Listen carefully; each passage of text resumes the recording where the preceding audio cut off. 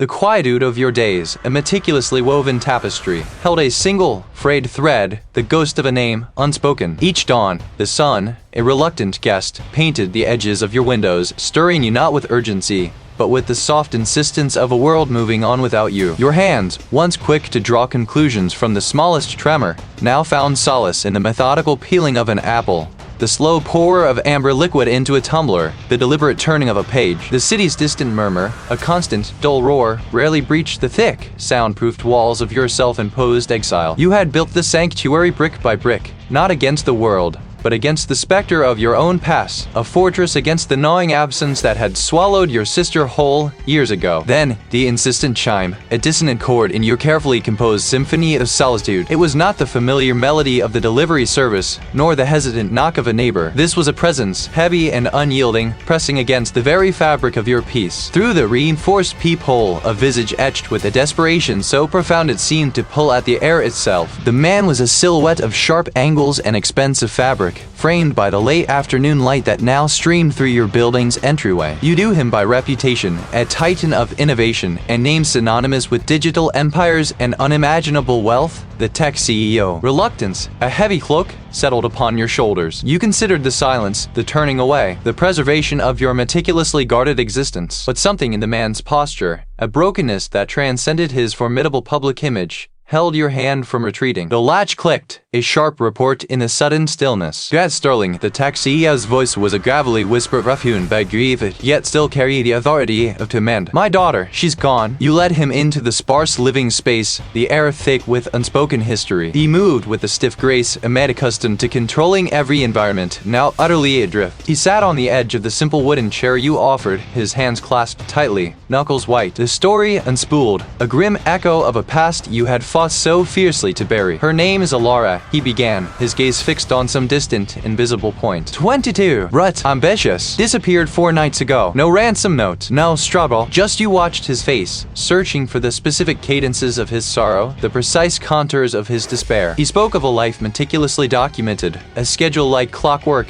Yet one evening, the clock simply stopped. We've scoured her apartment, the tech CEO continued, his voice cracking, her digital footprint, every security camera within a 5-mile radius. Nothing. It's as if the world simply opened up and swallowed her. He paused, his eyes, now meeting yours, held a plea that transcended words. The authorities, they're doing what they can, but I need more. I need someone who understands the impossible. He placed a folder on your scarred coffee table, its contents a stark contrast to the quiet simplicity of your room. Glossy photos of a vibrant young woman, smiling, full of life. Then, a series of crime scene photographs, sterile and stark. Your gaze lingered on one, a single, delicate silver locket found on her pillow, a piece of jewelry she never wore, according to her father. It was the kind of detail that snagged, a dissonant note. There's something else, the tech CEO confided, his voice dropping further, a conspiratorial murmur against the hum of your refrigerator. A strange lead. My daughter, he had a peculiar fascination with history, with hidden things. He had recently acquired access to a private bank vault below a historic building downtown. Not a regular account, mind you, but a long-forgotten family legacy box he was supposed to visit at the morning she disappeared. The security footage from the building shows her entering, but never leaving. The building's records, however, show no one leaving through the main entrance after her entry, and the vault itself, it's empty. Cleaned out. No sign of forced entry. No alarms triggered. The words struck you like a physical blow. A young woman vanished without a trace. A single, inexplicable item left behind. A secure location,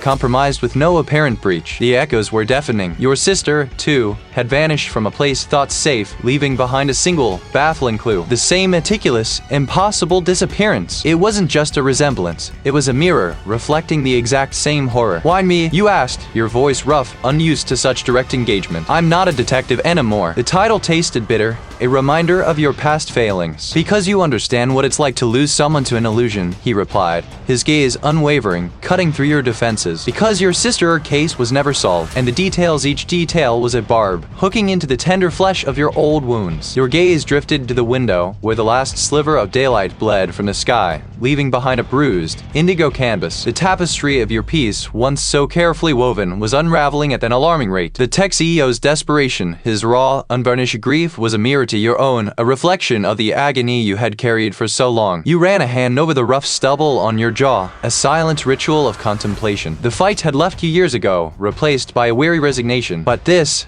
was different. The determination, a long dormant ember, began to glow faint but persistent in the depths of your being. Tell me everything, you said, the words a commitment, a bridge burned behind you. From the very beginning, the quiet life you had built, brick by painstaking brick, now stood on the precipice, poised to crumble under the weight of a past too urgent to ignore. The game, it seemed, was back on. You felt the cold dread bloom a familiar blossom of terror. It was a phantom limb ache, a grief reawakened by the stark, clinical voice of the reporting officer. Each word was a shovel, digging deeper into the shallow grave of your composure. Your breath hitched, a rusty gear in your chest. The air in the cramped office suddenly felt too thin, too sharp. The reporting officer, a young, earnest face you barely registered, continued, oblivious to the storm brewing behind your eyes. He described the family's estate, a fortress of steel and glass overlooking the city, a testament to the tech CEO's immense wealth. Yet, even within those impenetrable walls, a child had vanished. They found the window latch from the inside. The reporting officer explained, his voice flat. No forced entry, no alarms tripped. The security system, state of the art, recorded nothing. Just gone. He paused, then added, almost reluctantly, and the doll, sir. Same as the sterling case, a small porcelain figure, pristine, placed neatly on the pillow. The doll, the single, chilling detail that had haunted your waking hours and invaded your fractured sleep for years. It was a signature, a mocking flourish left by a ghost. A gnarled hand, belonging to a veteran detective whose name you'd forgotten over the years, clapped your shoulder. His grip was surprisingly firm. Come on, Grant. The parents are frantic. The scene a gleam. His eyes, etched with decades of seeing the worst of humanity, held a flicker of something close to pity. You nodded, the movement stiff. The world outside the office, the vibrant hum of the city, felt distant, muted. You were already back there, in the quiet, suffocating echo of your sister's empty room. The tech CEO's mansion was an exercise in minimalist luxury, a monument to a life meticulously curated. Yet, within its polished surfaces, a raw wound festered. You walked through the vast, silent rooms, the air thick with unspoken grief and the antiseptic tang of official investigation. Unicorn posters adorned the walls, a collection of plush animals spilled from a wicker basket, and a half-finished drawing lay on a desk, a child's innocent hand captured mid-stroke. Your gaze, however, was drawn to the bed. There it sat, on a pillow fluffed as if awaiting its owner's return, a small, porcelain doll. Its painted eyes stared forward, unblinking, unseeing. Its dress, a miniature lace confection, was immaculate. It was the same doll, or an identical one, to the one found in your sister's room all those years ago. The air grew thin again. This was not a coincidence. This was a deliberate, cruel repetition. You knelt, your fingers hovering inches from the doll. It felt like sacrilege to touch it, to disturb the carefully constructed tableau. The veteran detective knelt beside you, his presence a heavy weight. No fingerprints, he murmured, his voice low. Nothing. They swept the entire room. Nothing disturbed. The window, as reported, locked from the inside. Security footage shows nothing. It's like she evaporated. Evaporated. The word resonated with the impossible, spectral abduction the reporting officer had mentioned. The age, 12. The time, late afternoon. The complete lack of struggle. The single, enigmatic item left behind. The seamless, impossible disappearance. It was a perfect, terrible echo. The tech CEO, his face a mask of anguish, stumbled into the room, followed by his partner. His eyes, bloodshot and desperate, landed on you. Grant Sterling, he rasped, his voice raw. You know about this. My assistant told me. They have a case. Your sister. He moved with a desperate energy. A man on the precipice. There's something else. Something I didn't tell the police. Your gaze sharpened. What is it? He wrung his hands, his eyes darting around the room, as if fearing unseen listeners. My daughter, he had a fascination with old things. She often visited a specific place. A place I thought was safe. She kept a small, personal diary there. She called it her secret thoughts book. He swallowed hard. The effort visible. The old First Mercantile Trust. She went there often, with a trusted minder. I thought maybe she wrote something in there. Something about someone she met, or something she saw. The words hung in the air, a fragile thread of hope in the suffocating despair. It was a flimsy lead, a whisper in the wind, but it was something. The official investigation you knew would focus on the immediacy, the obvious. But the true answers, the ones that had eluded you for so long, often lay in the hidden corners, the forgotten spaces. The girl was not just a victim. He was a proxy, a mirror reflecting your sister's fate. Her disappearance was your sister's disappearance, revisited, demanding answers. And this time, you would not rest until you found them. The scent of damp earth and forgotten ambition clung to the air as you descended the worn stone steps. Each tread echoed in the hollow quiet, a percussive prelude to the secrets waiting below. The address, a cryptic scrawl on a flimsy note, had led you here, a ghost in pursuit of a whisper. You found the custodian slumped behind a chipped mahogany desk, a man whose face bore the landscape of 1,000 untold stories. His eyes, roomy and distant, flickered with a recognition that predated your disgrace. A silent understanding passed between you, a currency more potent than any official warrant. A nod, a creak of ancient wood, and the heavy iron gate, usually sealed tighter than a tomb, swung inward with a groan. Your breath plumed faintly in the cool air, a visible manifestation of the tension coiling within you. You moved with the predator's quiet grace, your senses extended, attuned to the subtle shifts in atmosphere. The air, thick with the scent of aged paper and dormant metal, embraced you, a promise of revelation. The specific vault, number 317, was nestled deep within the complex. Its door, a formidable slab of riveted steel, bore the patina of time and unyielding security. The heavy door yielded with a slow, deliberate sigh, revealing a chamber no larger than a walk-in closet. Dust motes, disturbed by your entry, swirled in the beam, tiny galaxies in miniature. The vault contained not stacks of currency or glittering jewels, but a single, unassuming steel box, its surface devoid of any distinguishing marks. This was not the expected treasure of a tech mogul. This was something altogether different. You knelt, your movements economical, your gaze sweeping the small space. The box was locked, but the mechanism was simple, an older model. A small, almost imperceptible scratch near the keyhole suggested a forced entry, or perhaps a clever bypass. You produced a set of picks, their slender forms glinting in the faint light, and began your delicate work. Each click, each subtle shift, was a conversation between steel and scale. Moments later, the lock disengaged with a soft snick. The lid lifted, revealing not what the tech CEO would store, but a collection of items intensely personal, unmistakably belonging to the missing girl. A worn leather-bound journal, its pages filled with frantic, elegant script. A small, antiquated digital camera, its lens clouded. You extracted the laptop, its weight reassuring in your palm. It was password protected, of course, but a quick scan of the journal's margins revealed a sequence of seemingly random numbers and symbols, a date, a constellation, a single word repeated. You input the string, your fingers precise. The screen flickered to life. The desktop a chaotic collage of half-open windows and cryptically named files. Your gaze fell upon a folder labeled Echoes. You clicked it open. Inside,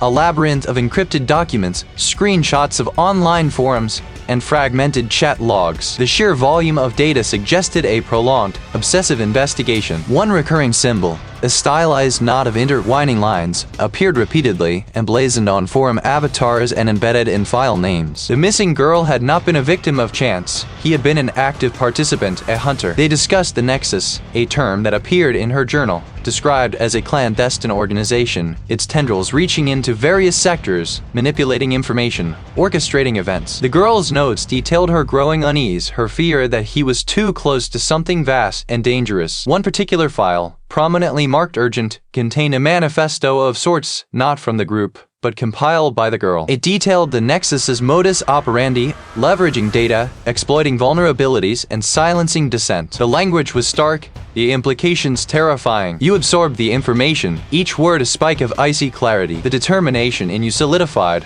hardening into a resolve that felt both exhilarating and terrifying. The flimsy lead had blossomed into a thorny vine, its roots reaching deeper than you could have imagined. The truth of her disappearance, you now understood, was inextricably linked to this clandestine organization, and perhaps to the ghost of your own past. The quiet of the vault now felt heavy, pregnant with unspoken threats. You had stepped through a hidden door, and the world on the other side was far more dangerous than the one you had left behind. With the steel box secured, you ascended the steps, the weight of the digital ghost pressing down on you, the path forward illuminated by a dangerous, fragile light. The digital breadcrumbs you followed, a trail woven through encrypted channels and forgotten forums, led you here. Not to a bustling street or a neon-lit district, but to a quiet, unassuming facade, its stone weathered by a century of indifferent seasons. This was once a bastion of old money, its secrets kept under lock and key, and some, it seemed, still were. Your fingers traced the cold steel of the heavy security door, its surface scarred by time, not force. He knew the cost of digging. The silence was not empty. It felt watchful, a presence that pressed against your eardrums. A second door, even thicker, heavier, loomed before you, its brass fittings dull with the patina of decades. Rows of polished steel safety deposit boxes lined the walls, stretching into the dimness, each a silent repository of someone's past, someone's future. Your gaze swept across the numbered doors, searching for the specific box indicated by your digital scavenger hunt. The coordinates were precise. A sequence of letters and digits that felt less like an address and more like a riddle. And then you found it, not the box itself, but something on it. A small, intricately carved wooden bird, no larger than your thumb, rested on the very top of the designated safety deposit box. Its feathers were rendered with painstaking detail, its eyes tiny obsidian chips. It was a common wren, a ubiquitous creature, yet in this sterile, metallic tomb, it seemed utterly out of place, a fragile piece of life amidst the inert. You reached for it, your fingers brushing the cool, smooth wood. It was light, almost weightless. As you lifted it, your thumb brushed against something else, tucked beneath the bird, a folded piece of paper, thick and cream-colored, precisely cut. Unfolding it, you found a single image, stark against the pristine surface, a black and white photograph. It was old, faded at the edges, depicting a young girl, no older than 7, with bright, curious eyes and a gap-toothed smile. She held a similar wooden wren in her tiny hand, pressing it gently to her cheek. It was your sister, yonder. Devor! The breath caught in your throat, a sudden, sharp intake of icy air. The world tilted on its axis. This was not a random act. Someone knew everything. Your eyes darted around the silent vault, seeking an unseen watcher, a hidden camera, anything that might betray a presence. How could they have known this specific box? How could they have known you would come? More importantly, how could they have known about her? The wooden wren, the same one she cherished, the one you thought lost to the swirling currents of time and grief. Its reappearance here, in this desolate vault, was a cruel, calculated taunt. The image of your sister, so vibrant even in monochrome, stared up at you, a ghost from a past you had painstakingly tried to bury. This wasn't just about a missing girl. This was about something deeply entrenched.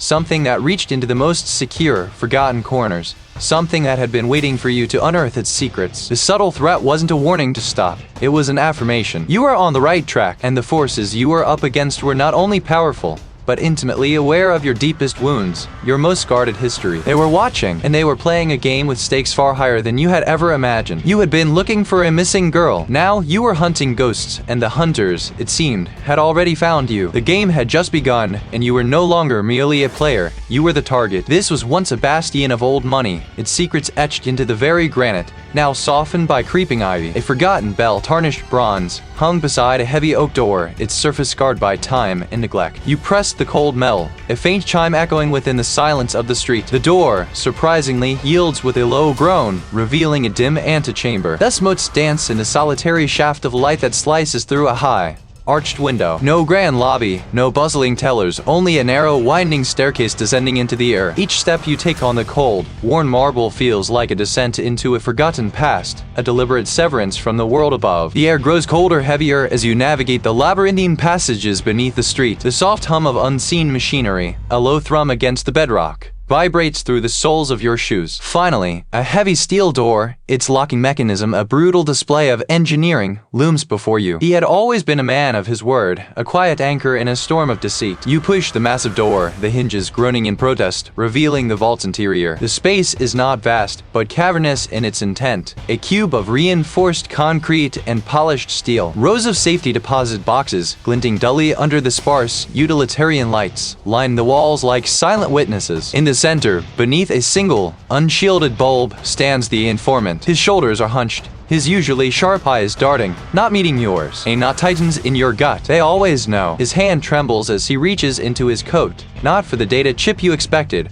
but for a small, folded piece of paper. I shouldn't have come. I shouldn't have. You see the subtle tremor in his hand, the way his eyes keep darting to the heavy steel door you just entered through. This isn't a simple handoff. This is a trap. The realization hits with the force of a physical blow, a betrayal not just of trust, but of a shared past. A choice. You press, your voice dangerously soft. What kind of choice? Before he can answer, a metallic click echoes from behind you. Your eyes snap back to the informant. His face is pale, his lips pressed into a thin line of regret. I'm sorry, Grant, he says, the words barely audible. They have my family. Not a him, not entirely, but at the unseen architects of this manipulation. You take a step towards him, your hands clenching at your sides. Who has done? He flinches, recoiling slightly, then thrusts the folded paper into your hand. It's not about who anymore, Grant. It's about what? His voice gains a desperate urgency, a last gasp of defiance against his unseen masters. The Project Chimera, it's not a code name. It's a blueprint for a new kind of control. And the girl, the CEO's daughter, she wasn't the target, he was the key to unlock the next phase. Before you can demand clarification, before you can fully process the fragmented, terrifying revelation, the informant's eyes widen, not at you, but but at something behind you. You spin, your hand instinctively going to the empty holster at your hip,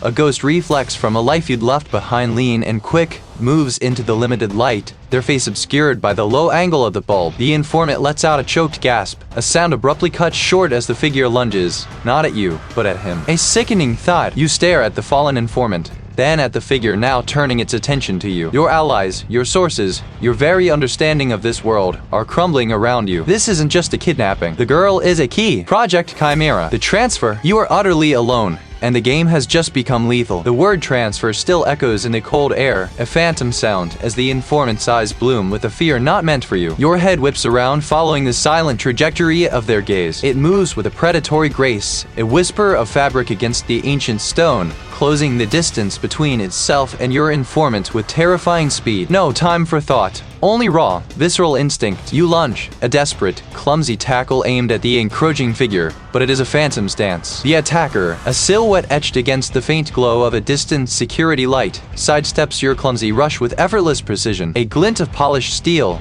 impossibly swift, flashes in the gloom. A choked gasp, a sudden, wet cough, and the informant crumbles, a dead weight against the heavy vault door. You drop to your knees beside the informant, a hand reaching for a pulse that you already know is absent. Their eyes, wide and unseeing, stare into the vaulted ceiling, a silent accusation. The urgency of the transfer hangs heavy, a burden now solely yours. This wasn't just a threat. It was a brutal, professional silencing. Your gaze sweeps the confined space, searching for what the informant might have been about to reveal, what they were protecting. The vault itself is a relic, rows of polished brass safe deposit boxes lining the walls, each a sealed secret. The air is dry, carrying the faint aroma of aged paper and cold metal. Your fingers, trembling slightly, pat down the informant's pockets, searching for anything. A wallet, a burner phone, keys, nothing beyond the mundane, nothing that screams conspiracy. Then, your eyes catch on a detail, a subtle displacement. One of the small, unmarked drawers of a desk pushed against the far wall of the vault is slightly ajar. It's an old, heavy oak piece, scarred by years of use, incongruous amidst the high-tech security of the vault system. The informant must have been reaching for it, or had just closed it. You approach the desk, your senses heightened, every creak of the floorboards, every distant hum of the building, a potential threat. You pull the drawer open fully. Inside, nestled amongst a few forgotten paper clips and a dried-out ink pen, lies a small, innocuous-looking device. It feels cool and heavy in your palm. This must be it. The transfer was not a person, but data. Your fingers work quickly, connecting the drive to your secure tablet, a tool you've carried since your detective days, modified for off-grid operations. The screen flickers to life, displaying a single, encrypted file. You glance back at the informant's still form, a silent promise forming in your mind. The file unlocks, revealing not a simple document, but a complex, interactive interface. It's a digital blueprint, meticulously detailed for what appears to be a sophisticated social engineering project. A grid of faces appears, each anonymized, but clearly a profile. This isn't just data harvesting, it's a living, breathing experiment. The purpose, stark and terrifying, crystallizes before your eyes. The manipulation of human variables, a grand design to understand and predict societal reactions to engineered stimuli. The abductions, the disappearances, they weren't random. They were the key to populating these cohorts, to studying the effects of sudden, traumatic displacement on specific psychological profiles. A shiver crawls up your spine as you notice a filter option. Event triggers. You tap it. The grid of faces shifts, highlighting a smaller, specific subset. The eyes, though blurred, are unmistakable. The unique curve of the jawline, the faint, almost imperceptible freckle beneath the left eye. Details burned into your memory, a constant ache in your waking hours. It's your sister. The revelation hits you like a physical blow, stealing the air from your lungs. The architect's blueprint is not for a building, but for a new kind of social control, and your sister was merely a cog, a data point in its horrifying design. You are no longer just a detective. You are a hunter, and the prey has a name. The digital phantom, etched in the flickering grid, holds your gaze. The unique curve of the jawline, the subtle tilt of the head, the way the light catches a specific, faint scar above the left eyebrow. It's a ghost from a past you'd tried to bury. Not your sister, not the missing daughter, but a face you once knew. A name whispered in hushed tones around precinct water coolers years ago. A low-level operative, a data broker, once briefly investigated for ties to illicit information trade, then vanished. A cold clarity washes over you, sharper than the sterile air of the vaults. This isn't just about two missing girls anymore. It's a network,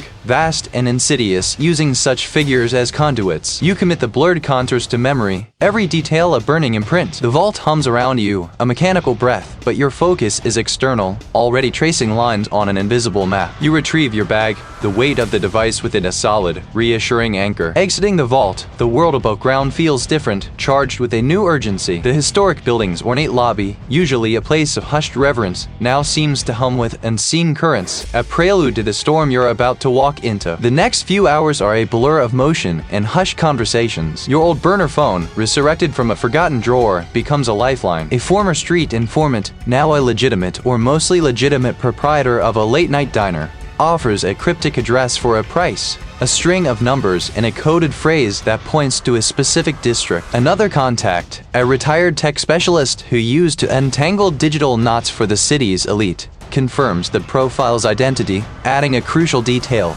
The broker's last known connection was to a shell corporation with a registered address in a derelict industrial complex on the city's forgotten outskirts. The sun dips below the horizon, painting the sky in bruised purples and oranges as you drive toward the designated area. The city's glow fades behind you, replaced by the skeletal outlines of abandoned factories, their windows like vacant eyes. The air grows heavy with the scent of stagnant water and decaying concrete. Your hands grip the steering wheel, knuckles white. This is where the network pulls its strings, in the forgotten places, shielded by urban decay. You locate the address, a sprawling, crumbling brick edifice that was once a textile mill. No lights burned, no sounds escape its silent maw. Parking a block away, you approach on foot, moving through the overgrown weeds and broken pavement like a phantom. The main entrance is boarded up, rusted chains draped like macabre jewelry. You circle the perimeter, your eyes scanning for any sign of life, any weakness. A single, small, unbarred window on the ground floor, half hidden by a collapsed loading dock,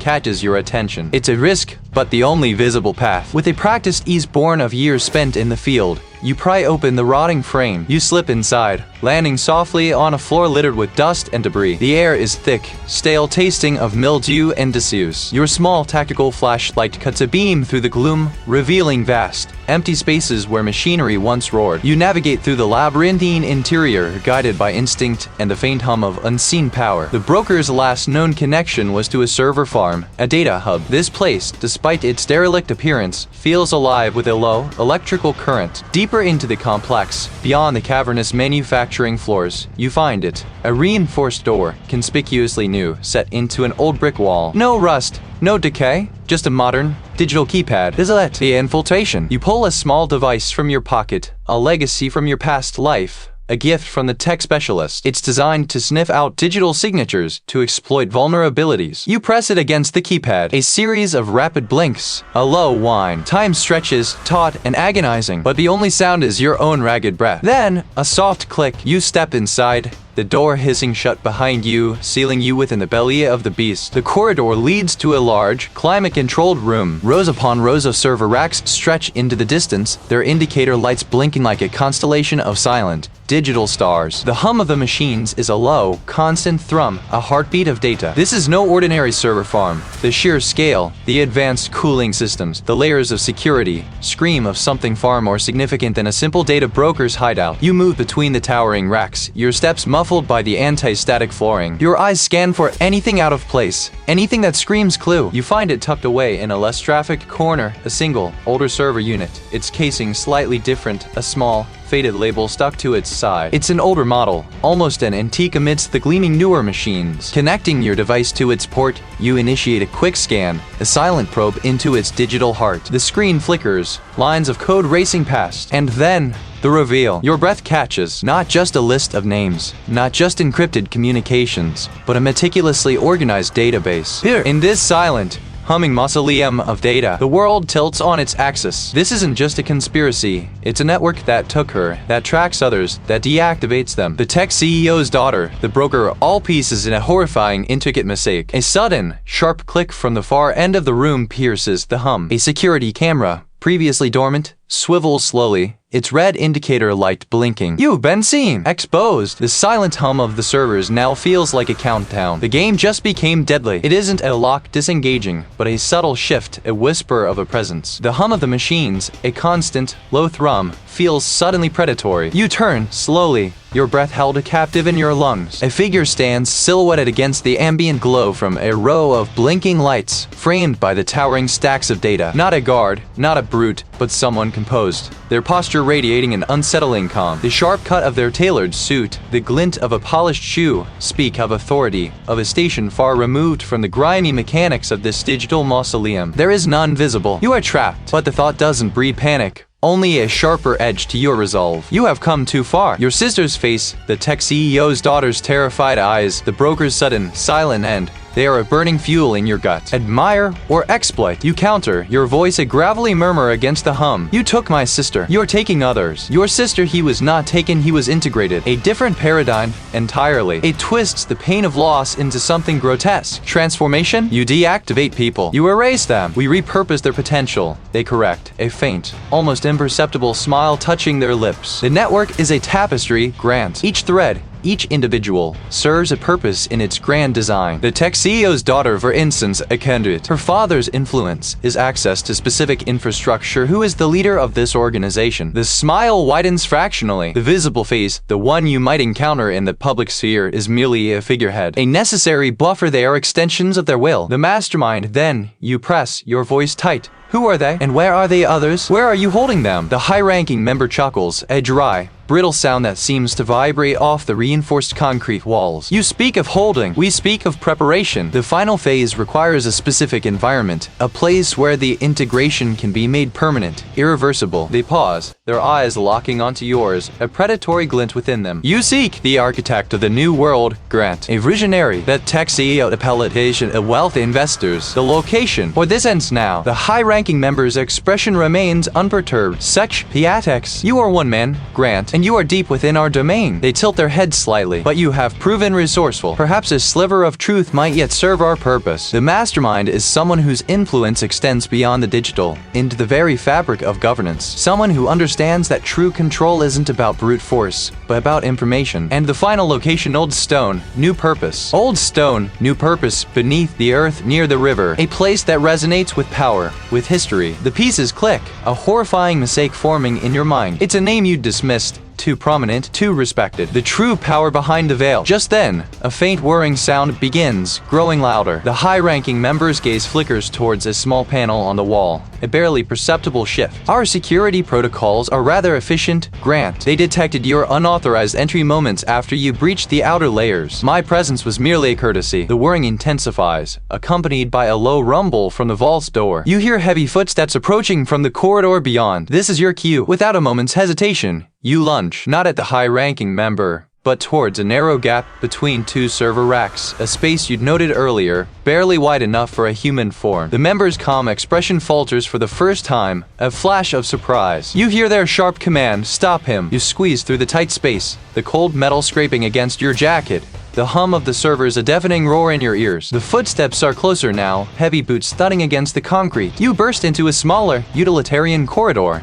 dimly lit. Ahead, a service stairwell, a vertical shaft of worn stone and rusted iron. You take the stairs two at a time, the sound of pursuit echoing from below. The high-ranking member's words hammer in your mind. Foundations, old stone, new purpose, beneath the earth, near the river. The labyrinth of lies has led you to its heart, and now you must escape its grasp to prevent the ultimate horror. The service stairwell yawns before you, a vertical shaft plunging into the unknown. The air within is stale, thick with the scent of old dust and forgotten secrets. Each step you take echoes, a drumbeat against the rising urgency of the pursuit. You descend, the cold concrete spiraling beneath your worn shoes, a dizzying drop into the earth's belly. The thudding of heavy boots above fades, replaced by a new, subtle vibration, a low thrumming that speaks of immense, contained power. At the bottom, a heavy steel door, unmarked, unadorned, waits like a silent maw. You test the handle. It turns with a surprising ease, a testament to its clandestine nature. The passage beyond is narrow, a tunnel of rough-hewn rock, cool and damp. The air here carries a metallic tang, an ancient,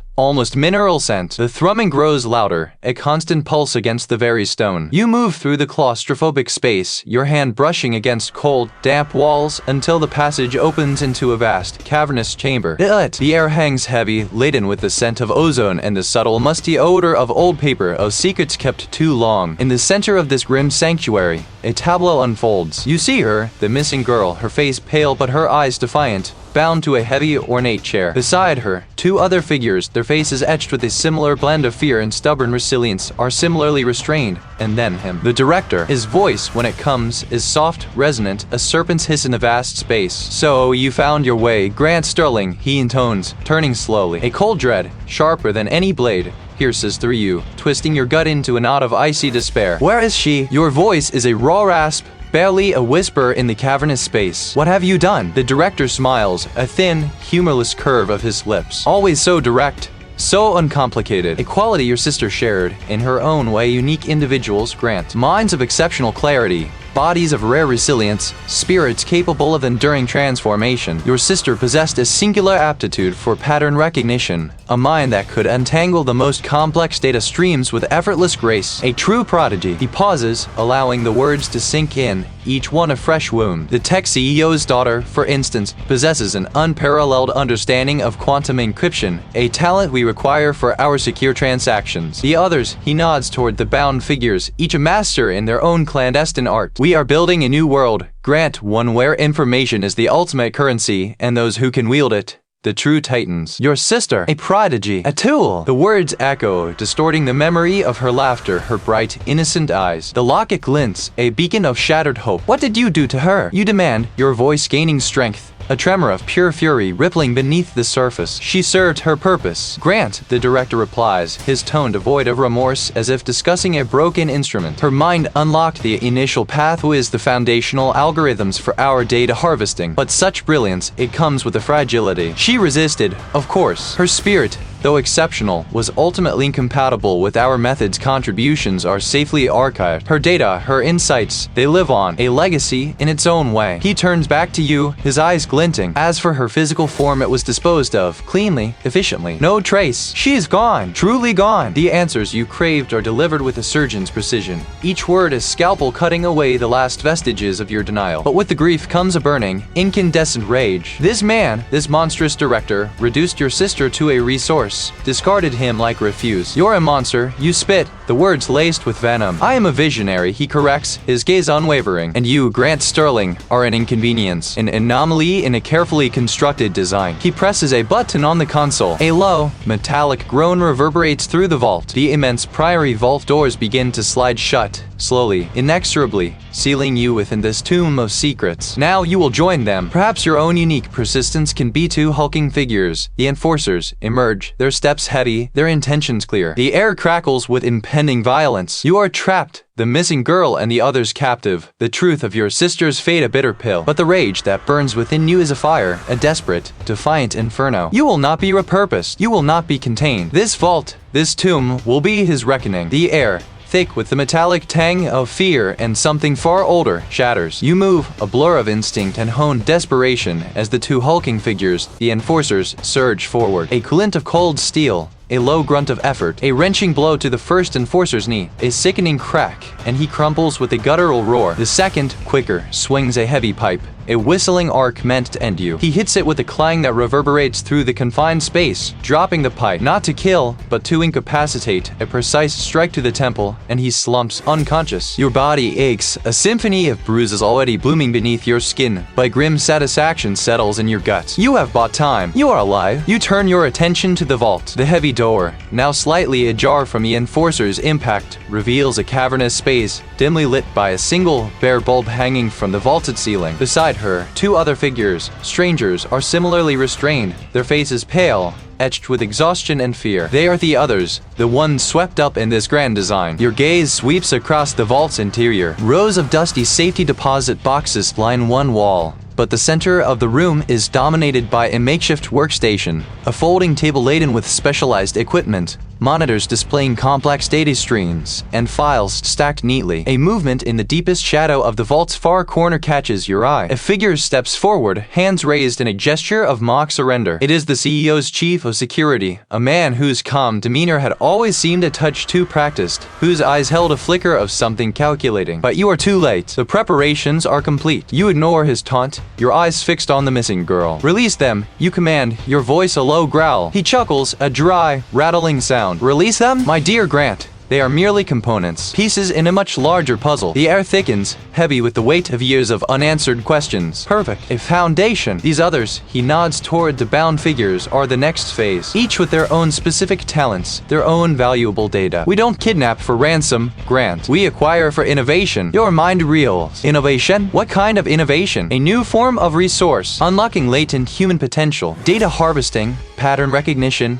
predictive analytics on an unprecedented scale. We've built a system that can anticipate, influence, even guide. Your sister's mind was the key, Grant, the prototype. The truth, when it finally comes, is a shard of ice plunged into your chest. The similar circumstances were not just similar, they were a continuation, a perfected echo of the original sin. But her data, Grant, her consciousness, in a way, lives on. A digital ghost, guiding our every step. He is everywhere. He smiles, a ghastly, triumphant expression. You see, Grant, you didn't just chase a kidnapping. Not yet. First, the living. You swiftly move to the missing girl, tearing away the gag, her breath coming in ragged gasps. Then, you begin to untie her, your fingers fumbling slightly with the knots, your mind still grappling with the monstrous revelation. The other two captives watch, hope dawning in their eyes. As their bonds fall away, a siren wails distantly, growing louder. The world outside, the world of justice and consequences, is finally catching up. You had made a call before entering, a desperate gamble. Now, the cavalier arrives. He is not afraid, only proud of his twisted legacy. The pieces are scattered,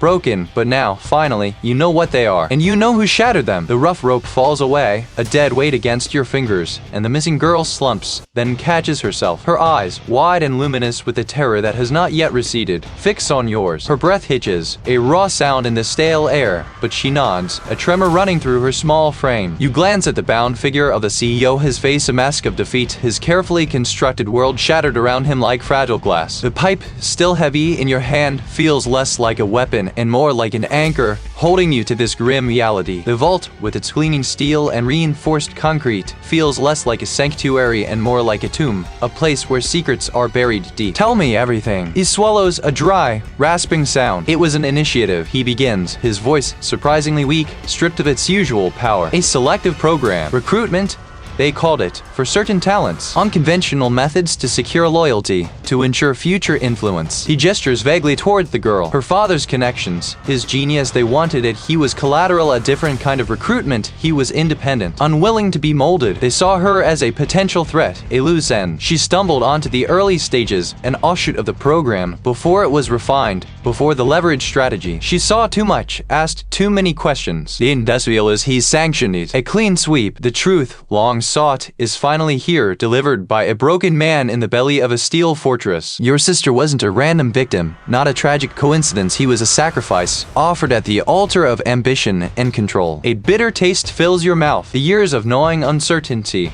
the self-recrimination, the slow erosion of your life. All of it born from this calculated cruelty. The rage, a familiar friend, flares, but it is quickly tempered by a profound, aching sorrow. This knowledge brings no peace, only a different kind of pain, a deeper wound. The cost, you realize, has been immeasurable. The cavalry, it seems, has arrived. Soon, the heavy door will groan open, and the world outside will rush in. You hear the shouts of the detective, his voice a familiar rumble, followed by the hurried footsteps of colleagues. They swarm into the vault, their flashlights cutting through the dimness, their expressions a mix of relief and grim satisfaction. The CEO is quickly secured, his hands bound, his protests weak. The missing girl is gently led away, wrapped in a blanket, her trembling hands clutching the fabric as if it were a lifeline. You watch her go, a ghost of your sister in her youthful vulnerability. He is safe, yes, but the scars will linger, etched deep into her psyche. The immediate battle is won. The girl is returned, the architect of this specific horror apprehended. But as the detective claps a hand on your shoulder, offering a wordless acknowledgement,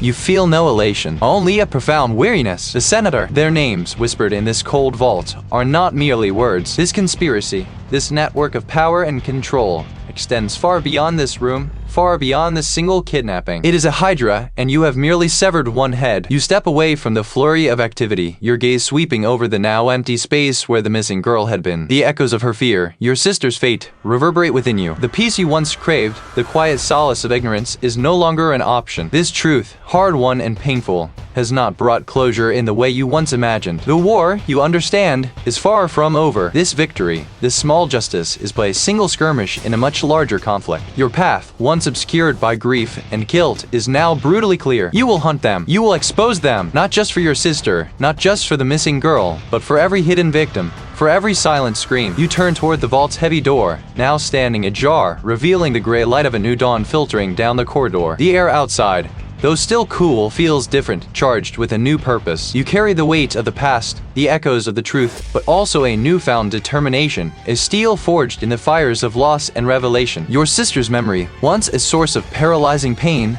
now fuels a relentless, unwavering drive. The fight has just begun.